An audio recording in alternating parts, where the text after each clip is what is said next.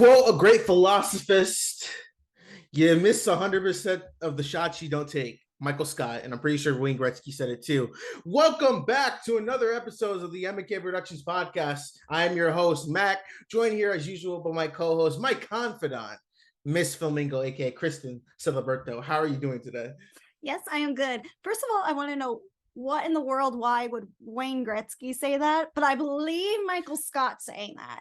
Yeah, I didn't watch The Office as much, but hey, excuse me, you did not watch The Office? The UK version is funnier. Actually, no, the US version is kind of funny too, but I like the UK humor just hits different, you know. But Kristen, we have a guest. Yes, we have a guest today. We do have a guest to discuss one of the biggest films right now, Don't Worry, Darling. And I wanted to bring on someone who's also seen the film, because a certain somebody did not see it, but that's okay. Today we have the one and only, the man who runs the Cinema Dispatch, Hunter. Woo! Hopefully I'm a special guest, not just you are a regular guest. You know? No, well, first of all, you'll be a regular again. So even though you just been introduced, so you're more than welcome to. We love a good comeback, so you'll come back. There we go. I'll be back. But anyways, Hunter, tell everybody about yourself. So right now we're kind of know each other through the League of Cinephiles, so we've been doing that for a while, trivia videos and everything else that's entailed with that. But then I figured I need to start my own website, and all the reviews and movies related stuff I do. So I started the Cinema Dispatch, maybe based off The French Dispatch, which is one of my favorite movies ever now after seeing it last year. So I had a little bit of inspiration to do that. So been going at it for a few months now. So I'm glad I'm able to branch out and appear on other people's great work as well and network. So it's a great opportunity to be here. We are so excited to have you. And I want to know, is Wes Anderson then your favorite filmmaker then, or no? Do you have somebody else? I wouldn't say he's my favorite, but I do like Grand Budapest Hotel and French Dispatch are like top tier movies for me, some of my favorites. But then some of the others I don't love as much. So, and I still haven't seen a few. I haven't seen Bottle Rocket. I haven't seen Darjeeling Limited. Okay. How about Fantastic Mr. Fox? I do really like that one a lot too. Awesome. So that one's good. Yeah. Now my favorite would be, I'll go with the basic answer. It is Steven Spielberg, just because I've seen, I think every one of his movies, and I think there's only like 2 I don't like, and then there's like 5 to 10 I absolutely love. So it's like anybody who has that high of a batting average, you got to be. Now I have to ask you, since you are a Steven Spielberg fan, we have to talk about the film that's going to come out, The Fableman. Have you seen it?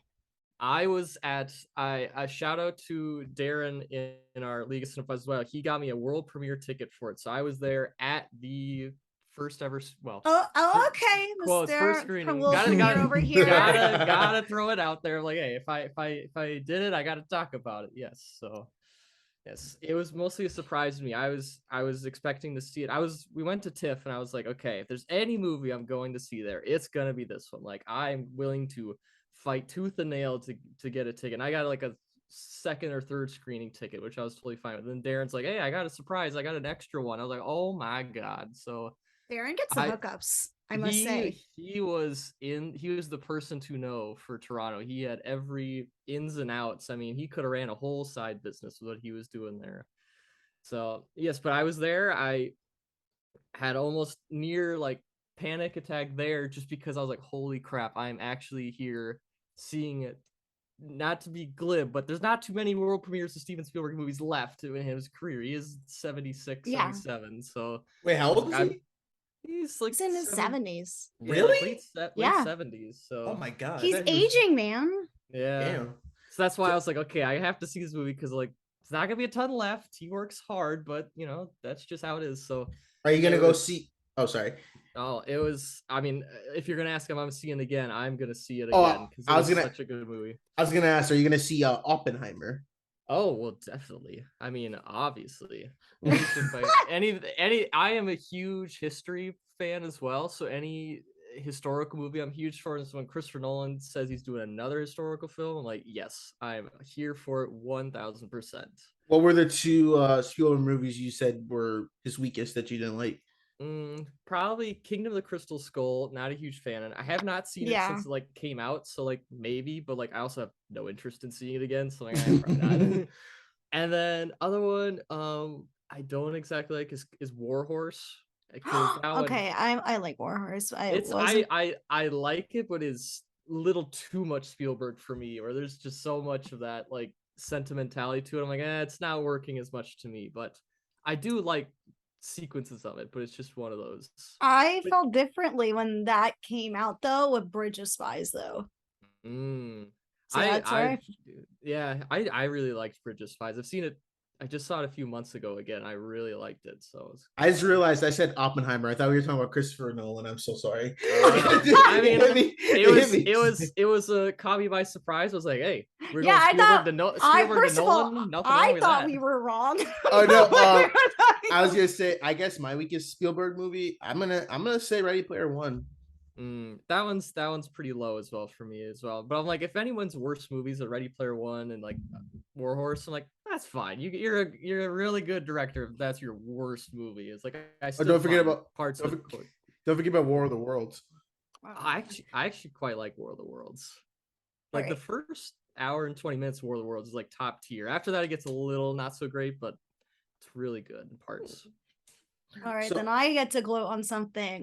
When it's Mm, okay. go ahead, So, go ahead. so this Your is turn. Steven Spielberg's story because I don't remember if I talked about this on the podcast, but where I went to graduate school out in Brooklyn, they shot West Side Story there on yeah, you where I told me went to that. school, and like where I went to school, it's sandwiched in a film lot. So they filmed like Marvelous Mrs. Maisel there and like a whole bunch of different stuff. So at the time when I was going over the summer, they were just getting into the production of West Side Story. So I signed the release to say, okay, maybe I could work, but that didn't happen. Unfortunately, I wasn't picked. I was very sad. I could have looked for you in that, the dance sequence in the gym. Oh no, I would be in the back in the craft services, just scooping up all the tea on Rachel Zegler, like scooping out her talent and just be like, all right, she's the next star. I'm a fan.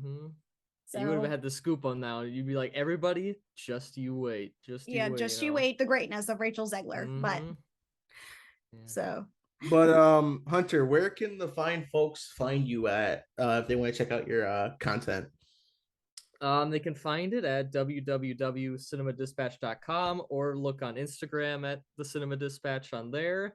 And also a member of the Minnesota Film Critics Alliance, so you can always find it there as well. So that one started up a few years ago, so I'm glad to be a founding member of that one as well. So we're becoming a bigger deal than we used to be, so it's good. Nice. So all of Hunter's links will be in the description below. But we've got a stack show today. We're going to be going over some film news that has been going on since our Orphan episode. Then we'll be getting into the probably biggest shit show movie of the year, Don't Worry, Darling. And was it's not that big of a shit show, man.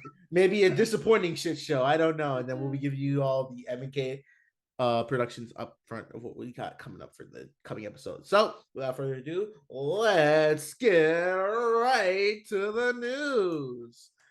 This is CNN. All right, so the news for this edition of the episode, guys, we got to talk about the trailer that is blowing up the internet. It's a trailer that has been waited for almost a year. Black Panther: Wakanda Forever. So that's the new trailer out for Mario movie. It's just crazy. No, I'm just joking. It's the Mario Brothers movie. Our first teaser trailer of the Chris Pratt led Mario movie, Illumination, Nintendo's collaboration. And in the trailer, we saw Bowser, who was played by Jack Black, go on a rampage. He's got his Black Air Forces on. He's ready to just bring all the smoke to the Mushroom Kingdom and everything. And then we have Mario coming in from the another world. He doesn't know what he's doing. And what did y'all think of the Mario Brothers teaser? Hunter, since you're a guest, you can give your thoughts first. Okay. I'm gonna say you actually did get me with the Black Panther and the Mario switch. Well, first I was We like, okay, love to nitpick and mess around with our guests here. yes. Well, I first was like, oh, he's gonna talk about Mario, and he said Black Panther. I was like, oh, okay. And he went back to Mario. I was like, oh my god, what are we doing? I don't even know. I know what to think now. Yes.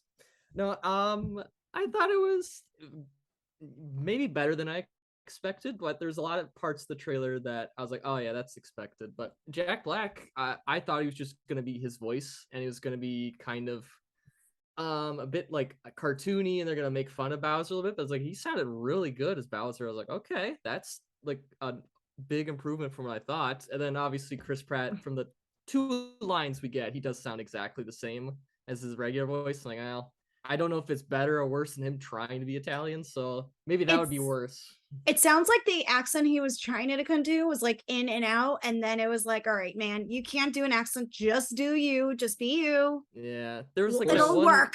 There was that work. one like New York bit he had in one of the words. I was like, is that something or is that just something I heard? I'm like, I can't tell. It's like, well, maybe that's the point. He kind of sounds like Emmett from Lego Movie. That's what he's trying to. I feel like that's like Emmett.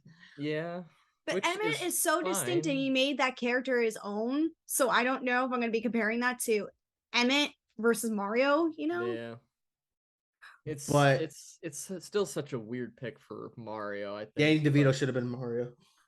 At least it is not John Leguizamo. Yeah, no. We're not doing that. John Leguizamo was perfect, but no, I remember when Chris Pratt was announced, everyone was like, really? Everyone's kind of laughing at the casting, but what do you guys think about the animation? I think it looks beautiful. I think it looked really, really good. I was visually impressed. Like, I was like, okay, here's Illumination and Nintendo coming in hot. AKA Nintendo holding a gun up to Illumination, like, don't fuck this up. I think that's kind of part of it, because it is Nintendo listed first and then Illumination. I was like, they made sure they looked at those Secret Life of Pets and Minions movies, like, we can make it look a little bit better than that, guys. And then they did, and it looks pretty good. I was like, all right, this is, besides a few nitpicks here and there, like when they have the slow piano Mario theme, I was like, oh, I've heard that a million times. We had the slow piano Ghostbusters theme, the slow piano Top Gun theme. I'm like, this is just a trope now. Everyone's doing it. I'm like, okay. But overall, I was like, I don't think it'll be a great movie, and I'm not, still my excitement level is not high, but I'm like, didn't crater my excitement, or that was already low. So good job, I guess, Okay, one thing you did not say is the one thing I was really happy about. I enjoy a good Toad impression. And I must say, who's Toad? Really? No, who's playing Toad? Oh, who's playing? I was just gonna get to that. Keegan-Michael Key is playing Toad, and I was like, okay, I see you. And it sounded really good from his scream. I really like it. Yeah, I actually I knew he was playing Toad going in the trailer, and then when I heard Toad, I'm like, does it sound like Michael Key? He's like, well, he's doing a good job. I thought he was just gonna do his voice, but he's playing the character pretty damn well. He's got to get that Toad scream down. I don't know how many times he had to do those vocal exercises, but I think he nailed it, and I'm very happy about it. Super Mario Brothers. So far, so good. We still haven't heard Seth Rogen in it. Oh God. Or Anya Taylor-Joy's or Charlie Day, because Charlie Day is gonna be Luigi. So they still have half the cast that I'm curious about.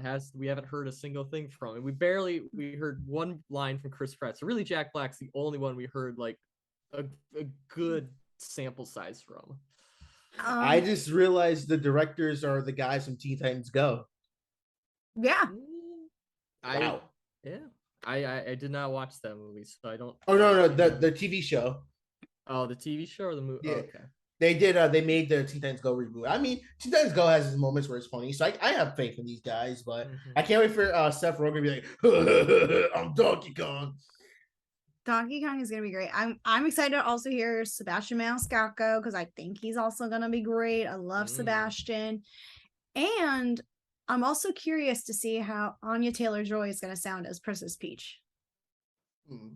which will be very interesting. I thought that one was a really unique casting choice. I was questioning it. I was like, Well, okay. Yeah. what do you think the after? I am calling an after credit scene. They're gonna introduce Wario Mm, or Waluigi Oh, because I feel okay. like this movie is gonna make money because there's name recognition and everyone's gonna go see it. Even if they're like, I don't want to see it, they're gonna watch it. Trust me, you're gonna watch Mario in theaters.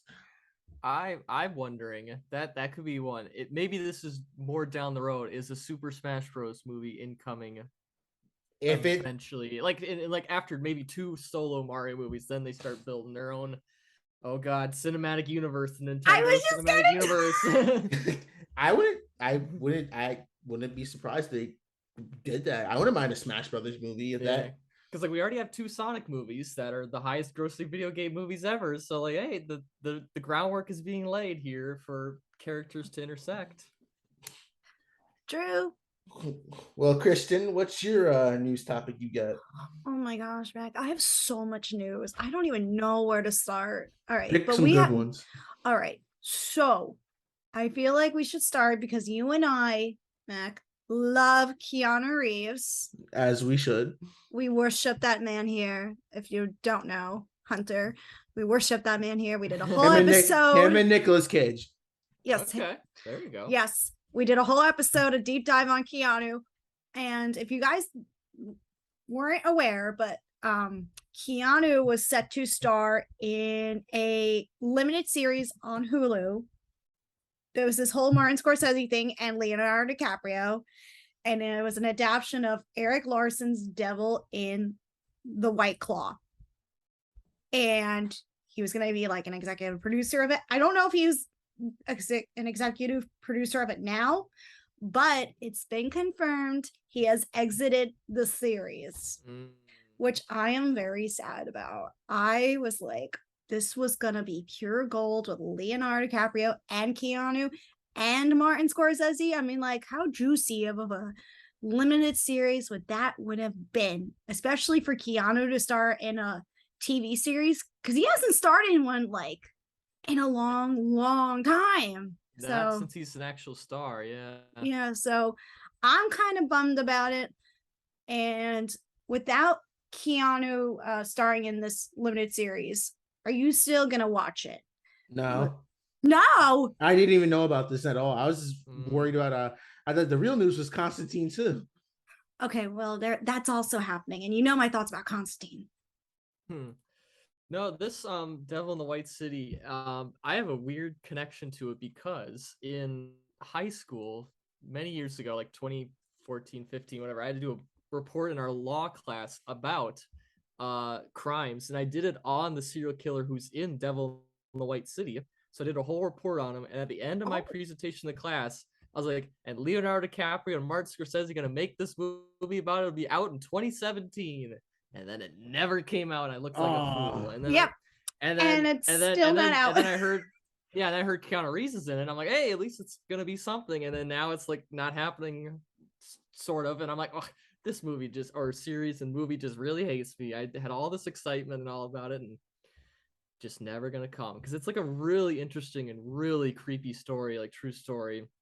It's like, if it is, it's like a serial killer who built this like crazy house that would trap people in, and he would like torment them, like Saw, kind of like Saw, yeah. And he'd just do some nasty stuff because it's during the World's Fair, so like back in the day when people would come from all the world, and then there was no real way to locate them after they gone missing, and then it was such a weird story. It's like, oh, if Scorsese got his hands all over that, it'd be so good.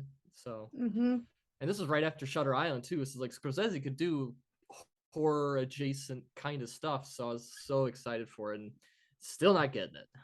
Oh man. Oh well, but at least it'll come out still. It's still going to be set for a 2024 launch, but who will star in it is up in the air. I feel like with those producers, they can get somebody in it. I'm still gonna watch it because I've been waiting for it so long. I'm like, I have to watch it now. So I'm hoping. Now, did you read the book that this is based on? Since you did all the research for this, I did have to read the book as well. So it's a really good book. So it's like one of the few books I've read that is like was going to become a movie as I was reading it. So like I had that extra connection. I was like, oh, I'm ahead of the curve on this one. It's not already a movie, and then I'm still waiting. But Oh. All right, we'll just sit on pins and needles and just anxiously wait for it. Mac, what's your next news story? So my next news story is that speaking of video game movies, the Five Nights at Freddy's movie has gotten a new director. I didn't see who the name was, but yeah, it's officially going to be in pre-production after its original release date was this year. So, guys, do you play or have you seen any gameplay of Five Nights at Freddy? Hunter, you go first. I have not played any of the games. It just kind of missed me at that. I knew some friends who played the games, but it's always that one you played at sleepovers at their house and stuff. Yeah. But I think I was maybe just 2 to 3 years older than like the main audience for it, so I didn't get around to it. So I've never been hugely anticipating the movie just because I don't have that to go off of. But I think it's a Blumhouse movie as well, which is like, Yes. oh, that's track record isn't great, but who knows? So, Kristen, how about you? You know me, Mac. I'm the video game person. No, I'm just playing. You know me, Mac. You know me. It's hard for me to play any single video game, I feel like, from time to time, unless it's not the Lego ones. Well, I mean, those that's are fun though. Those are peak gamer stuff, so you're Yeah. fine. But do you have you seen any gameplay of like Five Nights at I've Freddy's? seen like PewDiePie play it, of course, and like people like Markiplier play it because like my sister, was really into Five Nights at Freddy's and stuff like that. Mhm. So I was like waiting for a certain amount of time to be like, all right, when is this going to be a movie? And originally we kind of got that with Willy's Wonderland, which was so stupid, but I liked it. all right, well, we're not talking about Willy. I'm just acknowledging because I hated Willy's. Oh, But I'm not surprised we're getting a new director for this because I feel like this is for something like what is it, Five Nights at Freddy's? Yeah, that's what it's called. I feel like that's going to be hard to adapt and find the right director because you need to be really, really creative with it. Well, the thing is, they've been in pre-production. They announced this movie back in my sophomore year of high school, 2015, 2016. Yeah. I was just in high school when it was becoming a thing, like Five Nights at Freddy's. Like, what was that? Like back in 2012? Or early teens, kind of around there. Yeah, like then, like right. Yeah. One thing I'm curious about, you said with the director because the Five Nights at Freddy's is, as a game, it is just the jump scares. That's really what you're going there. So if it's a movie, it's already set to be a movie, but I'm like, so what are you gonna do besides just the jump scares for 90 minutes? I tell a story. Tell a story. Gotta like, tell some story. Like, I've also have not played the games, and I know there's like 5 to 6 games. I just don't know like what story can you tell for that long. That's I don't know. Well, they had 5 or 6 games to make like 5 movies out of, so they got they've got it. They got something. Well, the guy who made the games, he's like, yeah, I got enough like material for years. There's books, there's games, and everything like that. So isn't there like an anime too? Yes. Oh, that's what I thought because like my fiance like will look around the anime section. And I was like, oh, isn't that a Five Nights at Freddy's anime? He's like, yeah. Well, I guess I'm wrong. There's a lot they could do for. I'm out of the loop. They got all that stuff. Okay, Mac, who do you want to direct the Five Nights at Freddy film? Well, no A-tier director would see themselves bottom dwelling with the Five Nights at Freddy movie, so we need to get Uwe Boll back with Five Nights at Freddy, just making the most piece of shit movie of all time. But no, okay, never mind. I think honestly it's hard because I really don't see it. Oh no, I got it. Paul W.S. Anderson.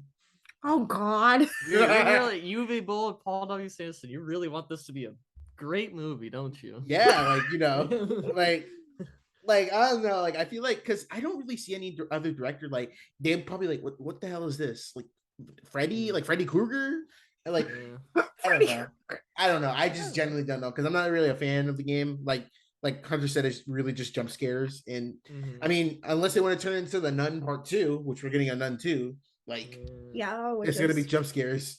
Yeah. oh god, don't remind me about the nun Maybe- too. Maybe they could have gotten like Eli Roth or something. He's doing that Borderlands game or movie or adaptation right now. He works the lower budgets. He could get some nastiness out of it. That's true. Mhm. I'm not anticipating a high quality movie. That's kind of why Eli Roth is there. But like, he should Oh, deliver something. Oh, no. He's better than Anderson and Uwe Boll, but he's got some. He could do something. Oh no. Alrighties. My turn now with news. Well, Man. honorary mention, Trick or Treat's getting a sequel, so I'm excited. So you go on. Ooh. I will definitely watch that. But anyways, this will move smoothly into our next news topic. But Hunter, since you got to go to TIFF, did you get to see Glass Onion? Yes, I did. That was the one. It was the great day where it was literally Glass Onion. I saw, and then literally it went right from that right into the Fablemans. So it's like a 1-2 punch. Like wow, I was able to see these. So Okay, if you can give this briefly, did you enjoy it? Is it worthy of the sequel? oh yes, I'll give it since I was at the premiere of it and all that, but like in the hype of it, that might push my opinion a little higher of it, but I liked it just slightly more than the original one. Just slightly more. I think this one is a lot funnier. It's much more of a comedy. I mean, they're both comedies. The first one was, but this one I think is much more of a comedy than the first one. And I Mhm. liked the whole it is such a twist and turn of a movie. It's so well done and stylishly directed that it's such a great crowd movie, which I'm assuming this is the news part you're gonna bring up here. Yeah. So, if you guys don't know, Knives Out, the sequel, Glass Onion, is set to hit theaters at Thanksgiving at AMC, Regal, Cinemark, and a rare deal with Netflix. This is something that AMC or Regal hasn't done yet with Netflix. So this is major. So this is coming from Deadline too, with recent news about it. It is going to be available in theaters the day before Thanksgiving, and that's about almost a month before it's set to hit Netflix. And according to some quotes with AMC, one of my favorites, AMC boss Adam Aaron says about today's deal and Expedition and Netflix have cracked the code to working together, while Cineworld CEO Mookie Grinder, I'm so sorry, is optimistic about getting things to come, exclaiming, "This is an experiment that is a breakthrough for both the theatrical industry and Netflix, and can have paved for a stronger corporation in the future, as Netflix big budget movies are for sure belong on the big screen first." Which I completely agree to that. Like a lot of the Netflix films that we see nowadays, especially The Gray Man, that should have been something in theaters. So, Hunter, are you going to see Glass Onion again? And Mac, are you going to go see Glass Onion in theaters? I will see it if if my family wants to see it. I will definitely go with them this again to see it. I'm glad that they did reach this agreement, because they initially announced like it'll be in theaters and then it'll be on Netflix, but they didn't say what the specifics were. I was like, so does that mean you're gonna put in your own 2 Netflix theaters? Are you gonna put in a couple hundred, a couple thousand? What does this mean? And then this is good news, because watching this movie at home is not the same as watching it with a bunch of people, and is much more enjoyable experience with that, reacting with people to all the twists and turns of it. So I'm glad they were doing this, because I actually did see Gray Man in theaters here. They actually did a decent theatrical release in Minneapolis here. It was in like 4 to 5 theaters around my area, which was unexpected, but I'm glad I saw it on there. Not that I love the movie, but it was better there probably. So what was the theater branch that was hosting like the Gray Man? Like this one's I think it's more of a local one. It is called Imagine Theaters. I think it's Minnesota. Interesting. Like I think they only, because all their ads are Minnesota based, so I think they're only in here. So they had it in all their theaters, and they always do interesting releases. They have most of the streaming movies. They get most of the stuff interesting that no other theater touches or just doesn't have, which is I like a lot. So Now, what Mac and I have on the East Coast, we get Cinemark hosting just about every single, Netflix film. So if when Red Notice came out about a year ago, they were advertising like that heavily at Cinemark. And then they did The Gray Man at Cinemark. Like they weren't showing it at like AMC or a Regal. But Mac, are you gonna go see whatchamacallit, Glass Onion? I'm not sure. I'll see it. I'll definitely watch it on Netflix because it's just their convenience if I can't get the theater. But I mean, I'll try to get it because like the first movie was such a surprise, especially Ryan Johnson made that Star Wars movie that shall not be named. Won't be named. But I liked the first one. It was very like a surprise hit. Like you thought you knew what you were gonna get, but you were completely wrong with it. And I'm kind of excited because this one has like a crazy cast. Yeah, I like the cast more in this film than in the last film. Like I'm impressed more with this film than the first film. Like I wasn't a huge fan of the Knives Out film when it came out. Like did anybody not see who the killer was? Like at least I knew who it was. Like right away. I was like, well, it's funny this man. In one of the DVD covers, if you turn it around, you can actually it points towards who the killer is in That's the creative. DVD cover. That is fun. Yeah, something cute, but I am anticipating at least a better watch. Am I a fan of some of Rain Johnson's work? No. Especially one that will not be named here. But I do enjoy Brick and I do enjoy Looper. So I will be optimistic about Glass Onion. And Mac, I don't want to gloat this again, but I'm going to see this at my own local film festival. Shout out to Montclair. I'll be seeing it opening night. I'm so excited. Nice. So Mac, come down to New Jersey and just I've never. Oh wait, I'm no, you are coming to my wedding. What are you talking about? Oh wait. I will not be going to New Jersey until then. You cannot pay me to go there. No, you are coming. I will drag your ass. I will go to Massachusetts. We will take an Amtrak back to New Jersey. All right. Sorry. But anyways, that's Glass Onion. I'm gonna be seeing it. I have some high hopes, but last thing I just want to shout out, but Robert Eggers' Nosferatu movie is finally happening with Focus. Very excited, and Bill Skarsgård is going to be in it, and so is Lily Ray Depp. And now Deadline just reported that Nicholas Hoult is set to star in it as well. So I just want to shout that out. I'm very, very excited about Robert Eggers. I just love. So I'm just so excited for this project. So we're still getting the Nicolas Cage vampire movies. That's the one thing I'm excited about. Vampires are it right now. Why not? More the merrier. At least it's not a Twilight. I think we grew out of the Twilight. They were just waiting for it to, like, the nostalgia to go away. They're like, all right, we can move on vampires again. Yeah. But I'm excited about that. But that's all the news what we have for today. I felt like a lot. So that was a whole train of emotions and talking from Knives Out and talking about whatever else was happening. So if you want to send us some news, send it on over to the M&K Productions Instagram page or hit us up in an email with mnkproductionspodcast@gmail.com. For now, let's kick it off to Don't Worry, Darling. No, worry, because we're revealing this movie. Oh, God. We built this community with limitless potential. We're perfect here. We're all here because we believe in the mission. The Victory Project is doing something to us. I went to headquarters and I saw what he's hiding. He's lying to all of us. He's trapped us here. Alice, go! I gave you all of this, Alice! We're pushing forward! Don't worry, darling. Only in theaters. All right, so Don't Worry, Darling is the new Olivia Wilde movie starring Florence Pugh and Harry Styles, which the plot of the film follows a young wife living in a company town who begins to believe there's a sinister secret being kept from her by the man who runs it. It also stars Gemma Chang, Olivia Wilde herself, Kiki Lane, Nick Kroll, and Chris Pine.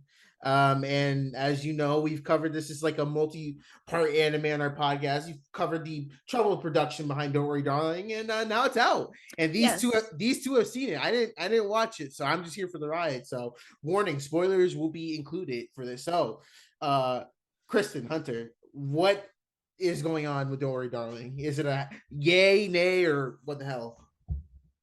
Hunter, you go first. Okay, I am yay question mark. Like there are parts I quite like about this movie, and then there are parts I quite don't like. So it is not as bad as the press would make it out to be. It is not. No. It is not a great movie, but it is not a terrible movie like everyone's clowning around.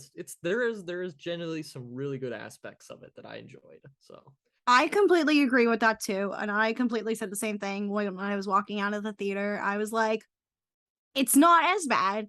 Like the way I saw it was that like they got a blank canvas and threw all sorts of tomatoes at it.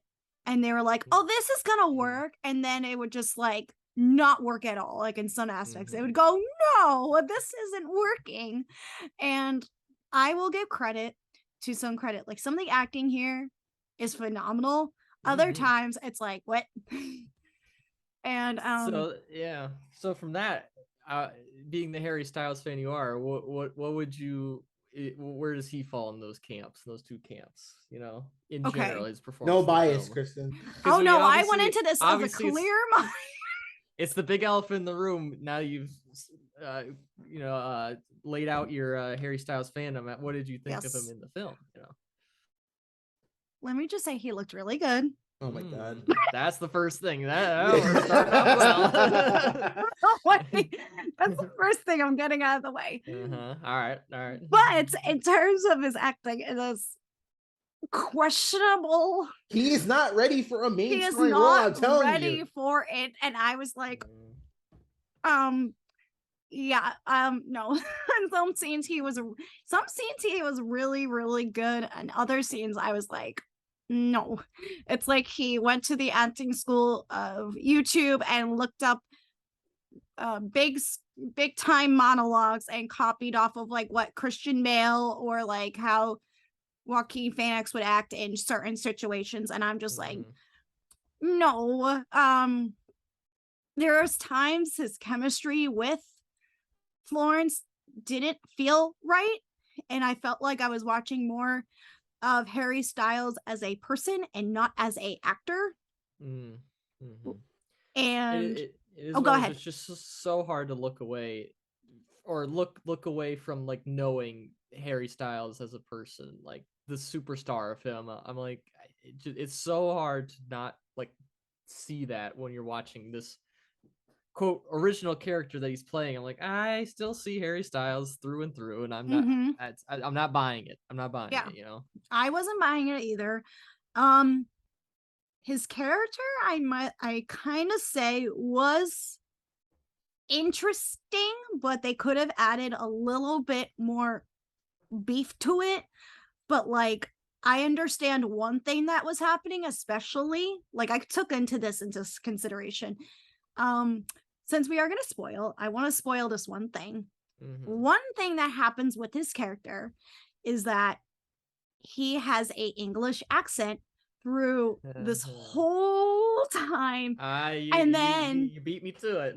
He comes in with this British accent, and then you realize what the hell is going on. And it's like this AI simulation Oculus experience that Florence Pugh is trapped in, and then you're like, oh, that's why his accent's coming in and out. Oh, yeah. Like big brain moment. Yeah, it's one of those things where like the first 30 minutes of the movie, I'm like, is he British or is he like American? What's he doing here? Like he couldn't get the accent down at all. Yeah. Like he couldn't pick a lane to set in. No, it was sometimes like perfect, like pretty good American, and then it was some lines were like pretty clear British. I'm like, okay, and then somebody says his character is British in the movie. I'm like, all right, that kind of clears it up. But I'm like, but Florence Pugh is British in real life, but she's doing a perfect American accent, so that's something else. And then they hit it with the twist at it. I'm like, well, I think I think they just figured out that Florence Pugh can be American and Harry Styles can't. So like, well, we gotta fix it somehow. So we're just gonna do it this way. Olivia wasn't there on set that day. Let's just make that clear. I guess there were some days. Oh. That was kind of the whole like this kind of encompasses the movie where it's like I think they had to fix it because Harry Styles couldn't be American. They're like, well, Florence can, so we'll let her do it, but you can't. So your character's British, and it's like, well, I think that kind of shows a little bit of what the limitations were of this casting just in general, like that. Whereas like Shia LaBeouf. I again like Harry Styles. Could I have seen? I would probably looked at Shia LaBeouf and seen Shia LaBeouf, but like he could do something interesting with that character that would be a little more deeper in that I was looking for. I think Shia LaBeouf could do it, but also with his past and the relationship to this movie he would have had, would I've wanted to see him in it? Probably not either. So I think they were kind of screwed over both ways here. I think At least with Shia, would have been more entertaining. I think to a degree, Harry is entertaining because I will say there were entertaining times at moments because I was thoroughly entertained with one scene that particularly happens, and that is the social life party scene. And there's this big, monologue that happens, and Chris Pine does a really good job in this film. I will give him some credit. Like, he brings the energy that was needed for the film, and then really captures the character that they were trying to go for. And Harry gets up on stage. He does not sing. He does a tap dance. It is weird. Like, they're not gonna let him sing. I was like, oh, but they're gonna make him dance. It's a weird dance, but it's so very. I couldn't look away from it. I was like, well, it's so strange. I was like, this is within the film, the strangeness of the film. It was really working for me. So like that scene, I was like, this is such a weird scene, but I'm really, really digging it right now. Especially the way they edit it, because there's this scene, the way it's cut out to be, Florence Pugh is in like this argument with Olivia Wilde, and Florence is talking about, what's going on and what she's seeing and what's happening with Kiki Lane. And it's sliced up with the tap dancing, and I thought, oh my god, this is like a ping pong match where we're going in between these scenes. Yeah. So as Florence Pugh's character is trying to get out of the world, Harry's getting even more into it, dancing for all these people. Deeper. Yeah, he's going way in there. I was like, oh, so like that was a perfect. Like that whole 10-minute scene is really well done. Like all facets of it. Yeah, so I can give some credits. Like, if you start, to be fair, if this movie were to come out years from now, and if Harry really established himself as an actor, then I would have bought him a little bit more. But everyone else, I was kind of able to buy as an actor for this film. If that makes sense. Yes. Yeah. Okay, now I got my Harry thoughts out of the way. Wait, we had to put that one in there at the top because it's. I mean, it is the talking point of the movie as well. One of the. And I will give them credit, the makeup team, making unhandsome, not great looking computer geek Harry Styles. It's like they did a good job for that. Like the contrasting his real character, I'll say, and then his Victory Project VR character, they're very different. So they did a good job. My fiance goes, oh no, they made him ugly. They did a good job. I was like, wow, so it's like the question is true. You could make Harry Styles ugly if you did it, but yeah. So that was the big thing. I don't want to win. But in terms of Florence Pugh and everybody else, I was really on this ride with Florence Pugh the whole way through. I thought she really did about a really great job of bringing audiences on this wild ride. I think the first 2 acts are really strong, and I think the last act of it was a little bumpy. I mean, how do you feel about Florence? This is one of those roles where it's like after Midsommar, I think she could do this in her sleep. This kind of role where it's just like she is Midsommar, she's a stranger in a new world reacting to these very just we'll say strange things, and this is kind of the same thing where it's just her being the audience surrogate, taking us through this just weird journey of unfamiliar land, and she does such a good job at it. So I'm glad there's one thing this movie can just definitely hang its hat on. It's her. So Yeah, and the one thing I really dug is that Olivia Wilde was first set to star as Alice in the film. That's the name. I don't know if we ever established that. That's the name of the character.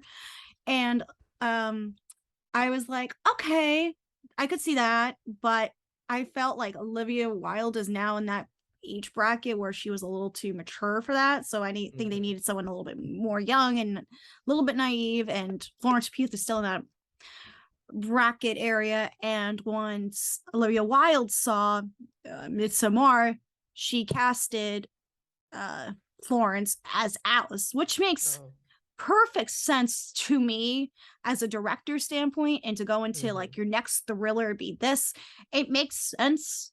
Why? Because like everybody loved her performance in Midsommar, and I did too. I loved Midsommar, and that it's not my favorite, from that series from Ari Aster, but the good aspect of that was Florence Pugh and what made her a star. So I think she really sells it on that, but she really does a great job on this. Another thing that I felt interesting that this film didn't really do a great job on was the actual script itself. How do you feel about in terms of the direction and some of the script? In terms of the script, it is definitely the weakest part of the movie, I would say, in terms I of agree.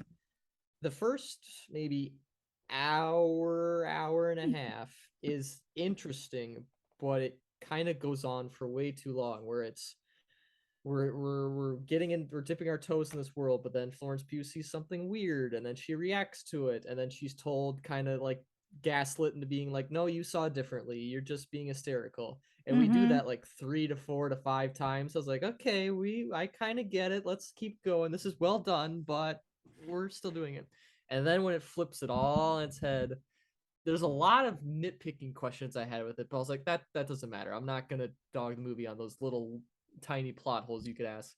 But the grand message of it all, I don't think it came together as smoothly, or as it's very on the nose what the message is, and I'm like, well, I got it, but I didn't think it was that great, and I think there's a lot of other movies that have done it better. So oh, it's kind of like, definitely. yeah.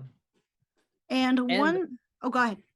I'm not trying to brag, but I was like, I've seen The Village, I've seen other movies like this, and from the trailer, and people are talking like there's a plot twist, and like I kind of think I know what the twist is, and I was thinking it's like, this is gonna be set in modern day somehow, like this is a closed-in society, everyone's in modern day, and they're trying to go back to the conservative and conventionalist 1950s where life was good. And then I was like, well, it's kind of right, it's in the modern day, just not exactly. So I was like, oh, just because I could already tell that was going to be the twist a little bit, I was like, oh, a little disappointed then. But that's not the movie's fault for not delivering something that I thought it wasn't going to be. So yeah, exactly. I knew this script was having some issues once I was doing like this whole research to it, and I understand one thing for this, but appeared on the 2019 blacklist of scripts. So so that's like, if the blacklist isn't that great, it's like a whole catalog of like scripts that are like, that are just like, you can adapt this, or this can be rewritten, and it was rewritten. It was first written by 2 people, but I feel like at the time, around 2019, if this was released, I must say, like in 2014, I think this would have been very different. But now, since we live in this technology-based world and like this very feminist world now, I feel like this is kind of a piece that's a little too late, because it's also incorporates a lot of Stepford Wives. Like if you watch like a lot of stuff like that, it is, a lot of films have done what Olivia was trying to do already, which isn't bad, but I've seen a lot of films do it better than what Olivia has done, and especially with the script and how it is. I definitely think as a director, Olivia Wilde has stepped up her game for this one. She has some really great sequences, but she's just the script is where it's like 30, 40 pages straight is just weird stuff happens. We have to react to it. Okay, keep going. And I'm like, well, that's like there's only so much you could do. A quarter of your movie is just the same thing over and over again for a good stretch of it. So I think it was one of those where it was rewritten, but I think there needs to be either some things condensed or we need to try to have a different version of trying to explain what our ideas are and what's going on here. Yeah. What do you think about one other controversy that I think that's also kind of hit the sphere was Kiki Lane's aspect for the film. Her and her scene partner, their scenes, they had more to the film. They were cut. How do you feel about that? Do you think that would have added a little bit more to the story? Do you think it would have given more of an explanation to Kiki Lane's character in the film? I don't know if it would have it helped a lot because we get we get maybe 3 scenes of them. I mean, we get a brief thing at the party at Frank's house about her being questioning. She's basically Florence Pugh, just character, but she's just further along in that journey, questioning everything. And then we watch her cut her throat and fall off the house, which is really scary scene. So it's well done. And then we never see her again, which I thought was fine. I'm assuming most of the scenes that are cut were before that, because I like that we just have no idea what happened to her, because that's kind of part of the twist is like once you die in the VR world, what happens to you? You know, where do you go? What happens? And it's so I thought that was kind of nice. So I'm okay with her being cut a little bit, but without seeing the scenes, I can't really say. Wait, so this takes place in the VR? Yeah. Yes. Yeah. Somebody you are hooked up to, like, let's say like the best way to see it is a toxic masculinity world, but for Sims. Basically is. Yeah, it is that. Where all the women, most of the women, I think Olivia Wilde's character, she said she is in this world by her choice, but most of the women in this world have been kind of forcibly tricked into it by the men that they are with. They're brainwashed by their significant other, or who knows, they could be kidnapped. And we don't know what the other women are. A little left unclear of like. So like Florence Pugh was tricked into it by Harry Styles' character, kind of, because it sounded like forcefully. Yeah. But then every other woman were like, well, it's like Olivia Wilde's character said she did do it. So it's like, is all these women then into this?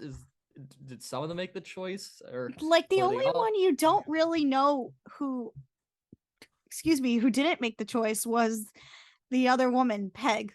Like she didn't know about it when they were sitting at that dinner table scene and they were talking about, like, you know, how you first met, which was like, you know, but to be fair, but I also want to go. Oh, go ahead. Go ahead. Yeah, you go. I've been cutting too much. No, I feel like I've been. To be fair, I thought I was doing that. Oh, don't worry. One thing I kind of thought, going off of like what you were saying with the women, you know, not knowing and everything, we were just going off that. Towards the end, once it becomes clear what the men are doing, Olivia Wilde was first her character was set on not like letting this deconstruction of this utopia or, you know, world like end. But then at the end, you noticed she was like letting Alice go to fix everything. I feel like she would have been the villain bad guy. I was like, she was in it for such a long time. Then why stop? Like, her character felt so conflicting to me, like a pancake in a way. I was like, wait, does she want this still anymore? Does she not want it anymore? Does she want it? Does she not want it anymore? Like, Olivia Wilde's character could have been a little bit stronger too, which is one thing I want to add to that. Okay, sorry. Yeah, they did have a nice dynamic, like Florence Pugh and Olivia Wilde. The characters they have, one's a little bit older and is seemingly what we understand early in the movie has been here a little bit longer than Florence Pugh. She's more into it. So they had a nice kind of older sister, younger sister kind of dynamic. And then yes, it is one of those. It's weird because she is during that scene where Harry Styles dancing, she is Olivia Wilde's character is very much against Florence Pugh raising these questions. It's very much like, you need to stop this or else you're going to get in trouble and ruin everything. And then Florence Pugh goes to the mental hospital or whatever, and then Olivia She Wilde's gets happy she's back. brainwashed. Yeah, And so like maybe off screen Olivia Wilde had a change of heart because she doesn't go to that dinner parties. So maybe that is over true. those next few days she has a change of heart that we don't see. So that's kind of a problem. It's like, well, then I guess. Yeah. It's a lot of that happened off screen, I guess, and you're like, well, sure, but Which makes could have done sense a little given more. these set controversies and Yeah, like, well, wasn't there for maybe that wasn't the script. Like, well, we can't do this now, so we have to just we gotta cut it. Yeah, I guess. I will say also, Gemma Chan was pretty good. I felt like she could have been used in a few more scenes. Her character's the most questioning I had of it, where like she definitely seems at the beginning, I thought she was more the one pulling the strings than Frank. I thought the twist kind of was going to be she was the big mastermind behind it, but she's like, well, I had to have a man to be the face of it to get credit for it, and it was going to be a whole message about like females can't get credit for in a man's world, they can't rise up, and then she kills Frank at the end. I was like, is she disgusted with this world? Is she that she wants figures to take it out over? Does she figure it out? I was like, I don't know. And I was like, I was really interested in what she was doing because she very much defends him at the dinner party, and she doesn't take Florence's crap in it. Yeah, like, did she come to that realization at the end? Because everybody starts to realize what's going on once Florence Pugh steps back into the future after getting this brainwashing thing cleanse. Like, all of a sudden, just everything happens all at once. Yeah, it's such a I thought it was such an underwhelming way to get rid of Frank, is just have him killed by his wife. And I'm like, but I kind of like the dynamic they had. I was interested in seeing it more, and then it just like, oh no, she kills him. That's it. Yeah, but I did cheer. I did cheer, knowing like, hey, she killed him. Yeah, that's why I was glad which to is heard great. it, but But I was like, could have been a little more to that. I was like, oh well. Even how the movie gets its audience closure, because the way the movie ends is that, excuse me, I'm hiccuping. Excuse me. One thing that the way the film concludes is like Florence Pugh goes to like this dome thing. It's set on a mountain, which she has to run up this mountain and all this craziness. And these men in red suits are after her. This is at the end. And she has to stick her hands on this like dome like thing. And the way the movie ends, it's like it goes pitch black. And then it just like is really quiet for a second. Then you hear, and she's like, all right, she's alive. She's fine, But then you don't see what happens to everybody else. Like, I would have liked to see her like wake up, even though we know she wakes up. I would have liked to see her wake up and then just all of a sudden just see everybody else around her, like being like, whoa, like what happened? Like, what year is it? Where am I? Who is this man? Yeah, there's also that, like, has she been asleep for 6 hours, 6 days, 6 weeks? Yeah, like is how the cops long? coming after her? Like, how long has this been? And it's like it never answered. It's like she could be listed as a missing person in real life. She could have been gone forever. Yeah, like who knows? Like it's to me, like at least the scenes that I like at least got when her and Jack were together, like I got and this is what I thought. I thought they broke up and he kidnapped her. And she was living in this dump with him. That's the way I saw it, but I don't know how you would see it. And she was just like there for a really long time and just happened to lose her job. Like, I had so many little questions in between. It was those are the questions that I was like, I don't try to sink a movie for having those little questions because you don't have to answer everything. But I was like, it's like there's just a lot of stuff I'm like, I don't know what you mean. Like, I'm more interested in the stuff that isn't answered than it is answered. Yeah. What I kind of thought it was, they were in this relationship. They'd seem kind of like the Midsommar one, where it's like they've been together for a little bit, but they've kind of fallen out of love for each other, and they're still together because they're like, might as well. But and then Jack's kind of like, I guess I have to do this thing, or else we're gonna be lost forever. And then while she's sleeping, I think one night he hooks her up to the machine, and then she's in it for however long. We don't know how long. That's the big question. So Yeah, this I will say, I will give the movie its credit. It does some great talking points for like how it could be fixed and how it could be improved, like what can be tweaked, what could have been turned around. And I think if this film waited a little bit longer and had more time in the editing room, or at least maybe some more shooting time, because to be fair, it was being shot for a really long time. But given the circumstances with Harry and Olivia's relationship, we don't know what happened on set. But knowing that Olivia wasn't on set like from time to time, there were scenes I felt like they were missing, but I love the fact that Doza give a good conversation. And I think that this film does more talking about the set and everything than it does what it wants to say in the end. Yes.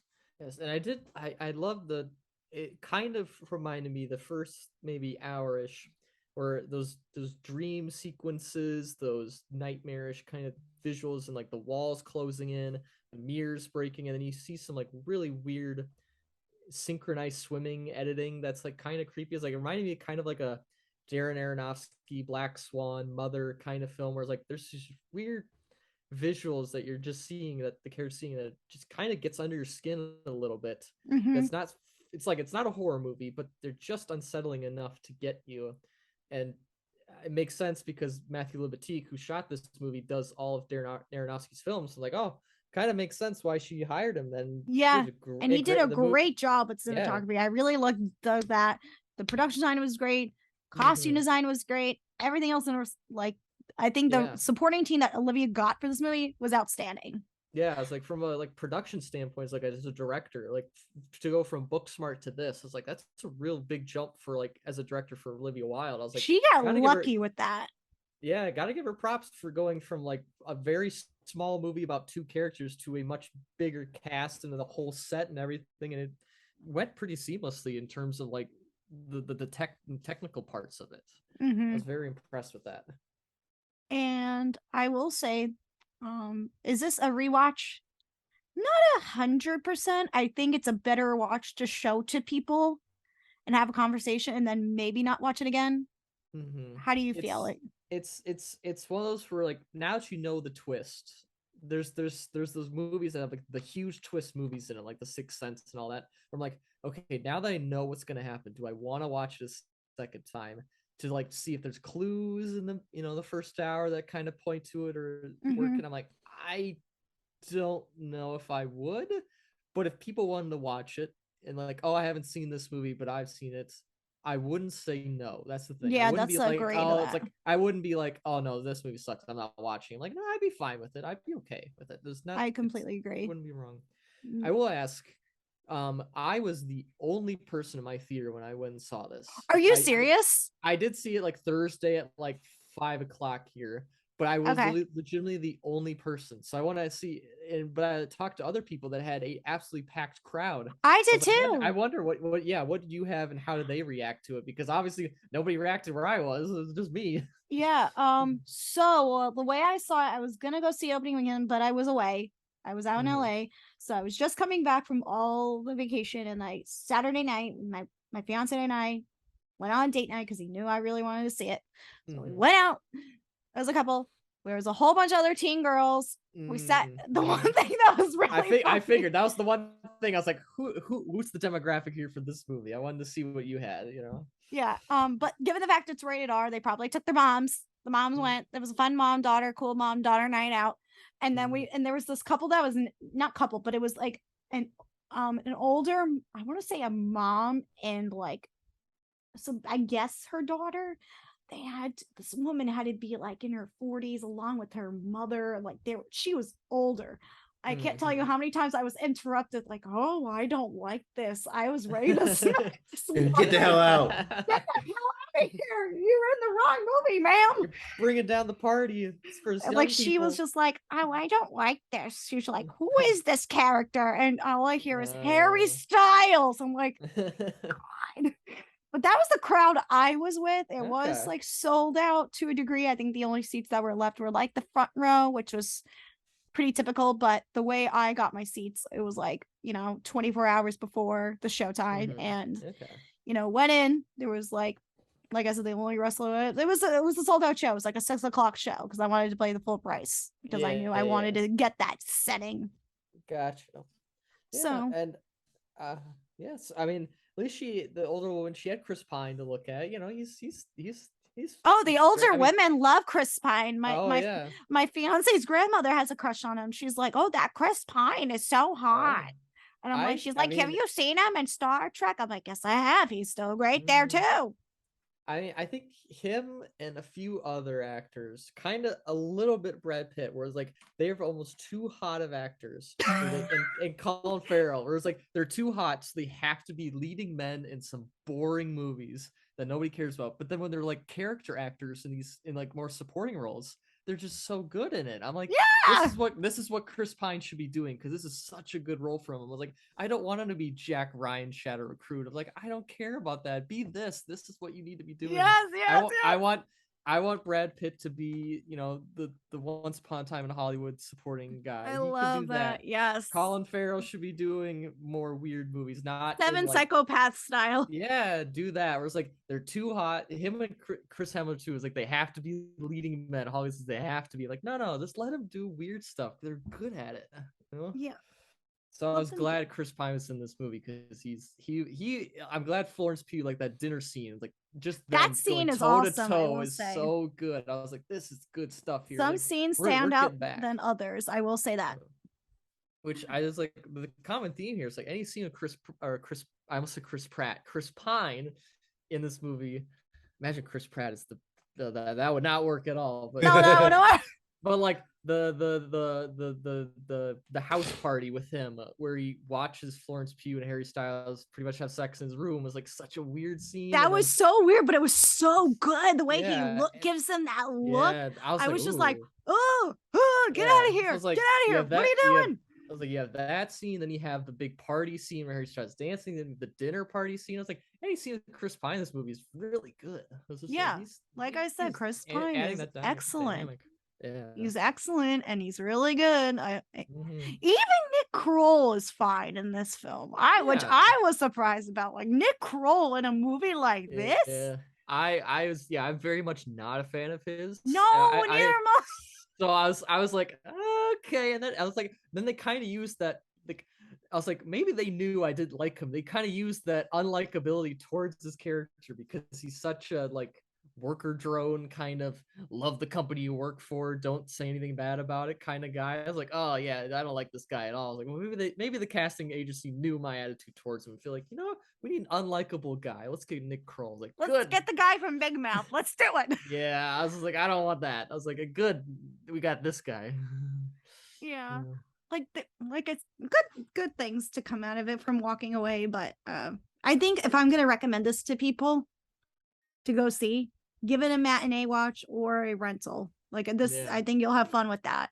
But if you really want to see it for like the grandiose aspect, then go, because it does have some good moments to it. It'll be on HBO Max then. She's a Warner Brothers movie, so it's like, there'll not be that 45-day window. Unfortunately, that's out the window, so you gotta wait to be surprised. True.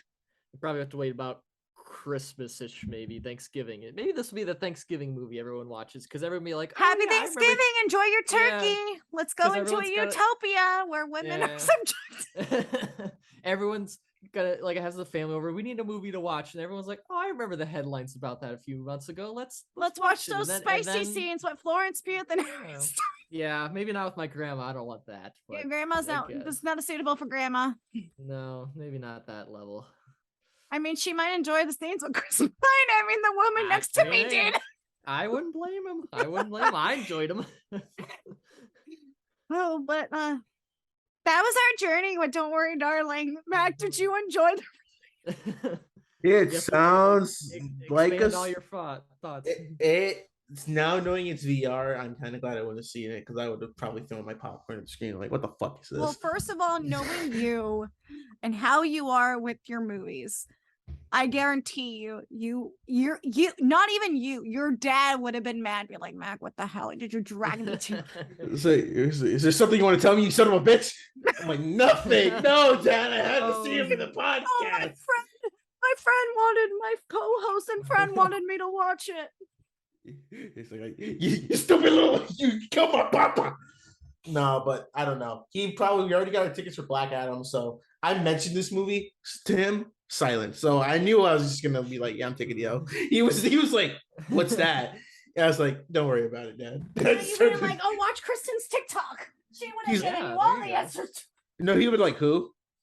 Oh no, man. All he knows is my podcast. Really? All he knows is my podcast co-host. Your first name. He doesn't know that you're out here like this. Oh no, Meg.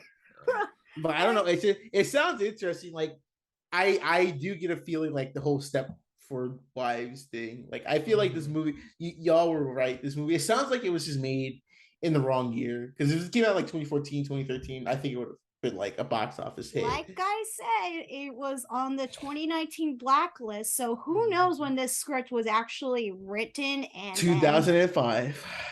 I mean, to be fair, the remake of Stepford Wives was in the mid 2000s, early 2000s with the Nicole Kidman one. So to be fair, so that would have been around that time frame. Maybe they watched it, then they're like, you know what, I could do it better, and then eventually over time they figured it out. And I have not watched the Stepford Wives, so I only know it through like I know what the movie is, and I've heard it's not that great either. So that's why I haven't watched it. So I kind of I'm glad this one probably did it a little bit better, that story, than what I heard. Oh, and there was also, I want to shout this out too before we get to the upfronts, but Olivia Wilde also stated like inspirations from The Matrix and Christopher Nolan's Inception. So, yeah, I guess like on a very surface level, you could see it. Mm-hmm. Mac, does that get your spark going if Olivia Wilde's inspirations are from The Matrix and Inception? No. No. Well, that depends if you. I like the Inception. The first Matrix is always the best, but I'm like, still, you're gonna be like, this seems like from face value without the spoilers, it just seems like kind of a boring movie. I will say I was never bored, but it doesn't engross you in ways like a movie should. Yeah, and there's the one. We are still doing spoilers. So the most entertaining scene, the most unintentionally hilarious car crash scene of the year. I was laughing at that. The one in the desert where they crash all the cars. I was laughing as at that. Oh my gosh. Like, you're in a desert. There's nothing to hit, and they all hit each other. It was so funny. Christ almighty. It's Florence Pugh's being tailed by two other people in cars, and then someone with another car is driving straight towards them in the middle of the desert, and Florence Pugh hits the brakes, and the three cars all hit each other and explode. I'm like, there is nothing you can hit in this entire desert, but they all three hit each other at that exact moment. It's so funny. And it's not supposed to be. It was. So that was that's maybe just find that on YouTube actually. And context, it wouldn't be as funny, but it's so the explosion of it is just like you would have thought like a missile came and hit them. Honestly. It's also no, we're going on for this way too long. Do you know what? Maybe I should. But no, I won't. All right. So Hunter, what do you give this movie score wise? I would give it like a 6.5 out of 10, where it was like it was pretty good overall. Like I didn't, for all the bad mouthing it had, I was like, I don't think it deserved that much crap it got. Maybe his problem was people just were sick of hearing it, but I was like, it's a fine movie. It's not going to stay around in the cultural zeitgeist, but it doesn't need to be bad mouthed and taken to town like it has been over these past few weeks. Okay. I'm giving this, just because I had the fun with it and all the controversies and everything that went around it, I'm giving it a 7 out of 10. That's like a B- on my scale, which I was trying to be fair for it about. And I think a 4-minute standing ovation at Venice was just enough.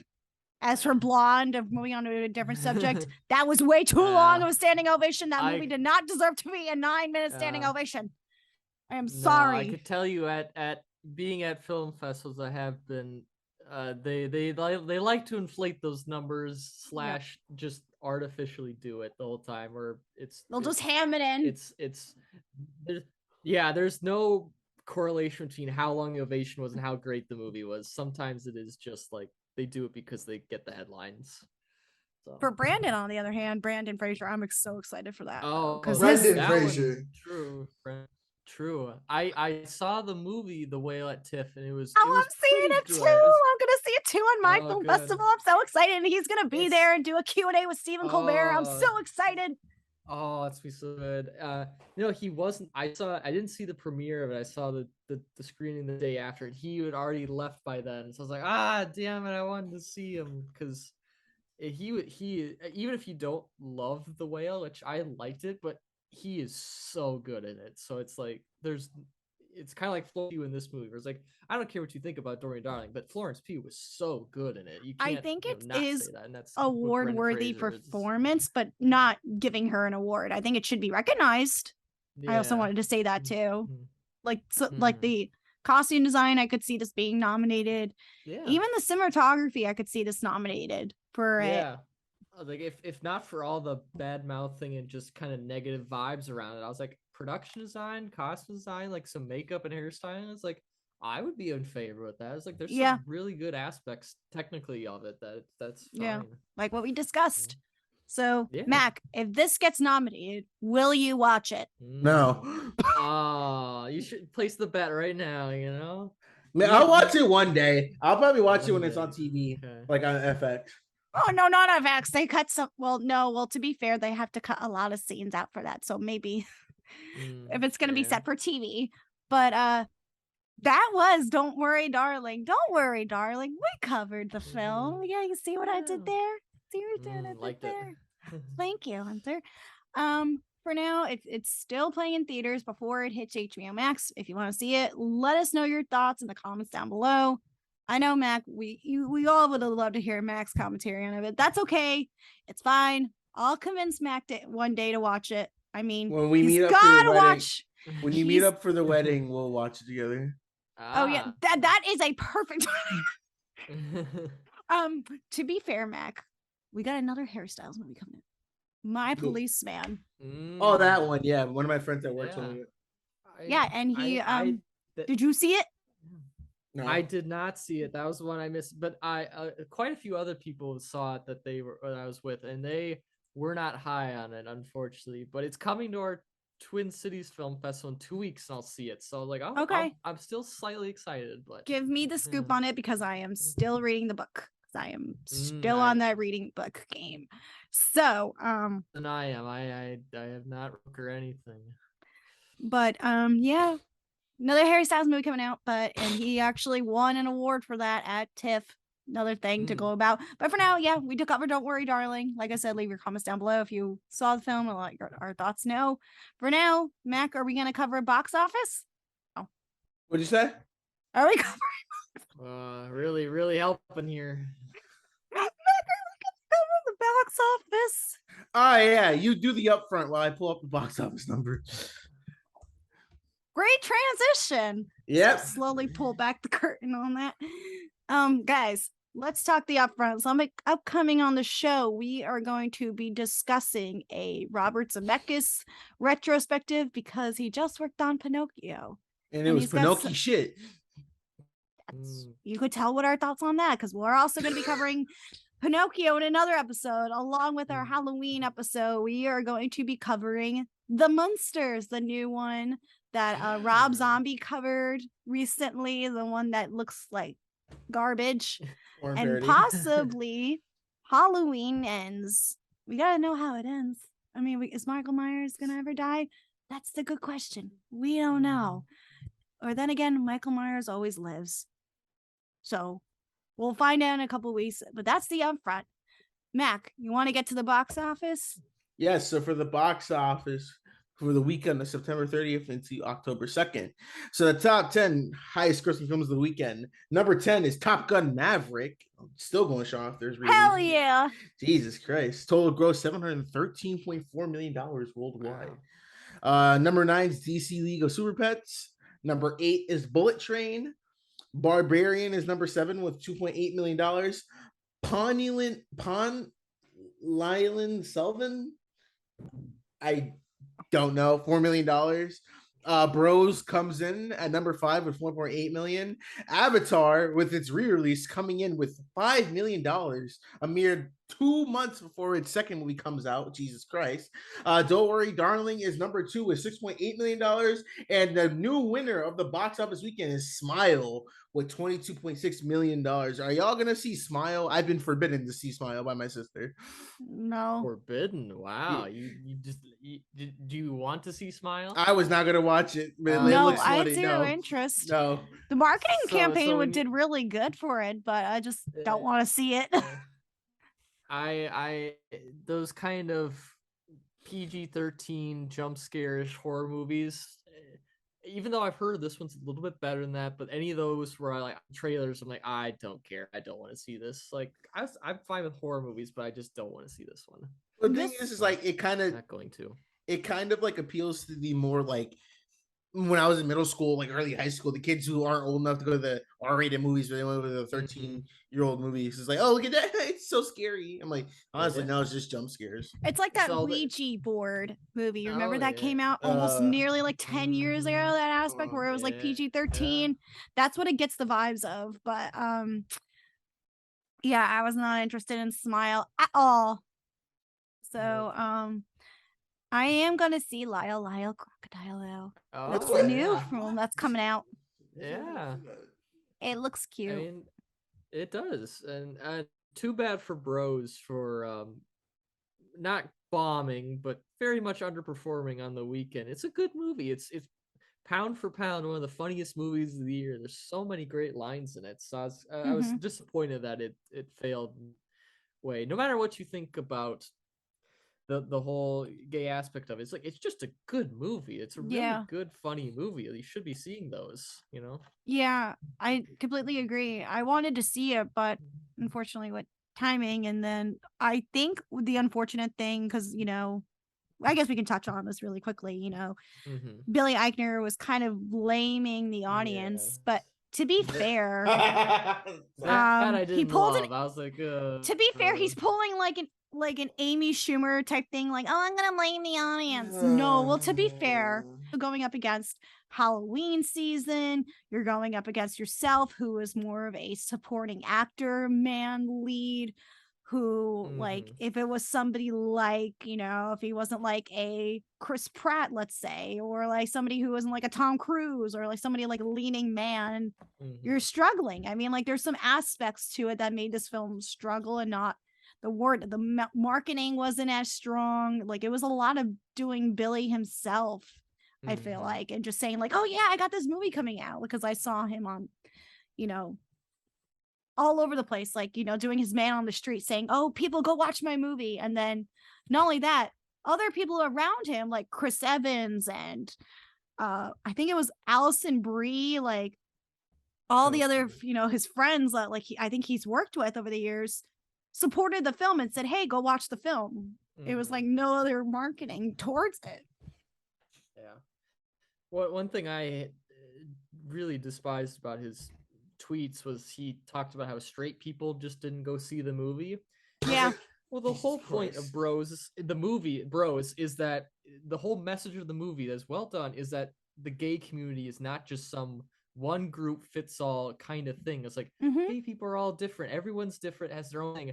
And then when his message just says straight people didn't go see it, I was like, well, buddy, you can't have your whole movie about treating people differently and not grouping people into one thing and just say this whole group of people didn't see it. I'm like, well, that's not. It's like that's the anti of what your whole movie was about. I was like, and your movie's about being kind, and now you're not being kind. I'm like, oh my, it's like you're pissing me off, and I liked your movie. Don't do this, man. Yeah, I mean, like there's like, definitely that aspect, especially since you brought that up, since you're the only one who out of this group here saw it. I mean, I would like to see it. There's just other stuff that came out, especially like that spooky season. I think the marketing wise, you can clearly tell the marketing that they did with Smile overtook Bros, especially that baseball game. Was it the baseball game? Yeah, Where they've everybody was had standing and smiling. Oh, That was yeah. genius right there. Yeah. That was selling that film thing right there. is too, like, do you think Bros would have done better if it was released on like Hulu or Netflix? I the one maybe. problem, maybe, yeah, but I mean, like, the whole marketing in the movie was that it was an in theaters movie, so I was like, so that was something that was kind of baked into it from the very beginning. They were like, it was touting going to that be the this is gonna first be in theaters. LGBTQ film Yeah, with in the gay theaters. couple in the theater, you Yeah. know, leading performance, and it's like an all LGBTQ cast, which is all great. I love that. Mhm. I love Yeah. all that, but you know, it just didn't sell for people, you know. Yeah. Which is unfortunate. There was a lot of factors, and also especially knowing the fact the movie we just talked about was also a big conversational piece. You got the big stars in it. You got there's just a lot of factors you're playing up against, and I just think blaming the audience is something nobody should ever do when it comes to releasing a film.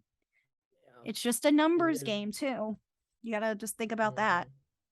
There's just all sorts of factors, but yeah. Anyways, that's the show, guys. Yeah, this has been another good episode. Ending on a high note. Yeah, ending on a high note. I feel like so Hunter, once again, thank you for joining us. This has been a very great conversation about Don't Worry Darling. I've gotten a good perspective on what to expect if I ever watch this movie. But for the folks who are listening, where can they find you at to look at your content? On my website at www.cinemadispatch.com, on Instagram at the Cinema Dispatch, and over at the League of Cinephiles, and over at Minnesota Film Critics Alliance as well. So there's definitely avenues available. You just got to pick one, and you can get your treats. Awesome. excellent. Awesome. Everything will be linked down in the description below. But we want to thank you all for listening to this episode. I've been your host, Mac. This has been Kristen, and this has been Hunter. And we will see you all in the next episode. Peace. Peace. Bye. Don't forget to follow us on socials. Bye.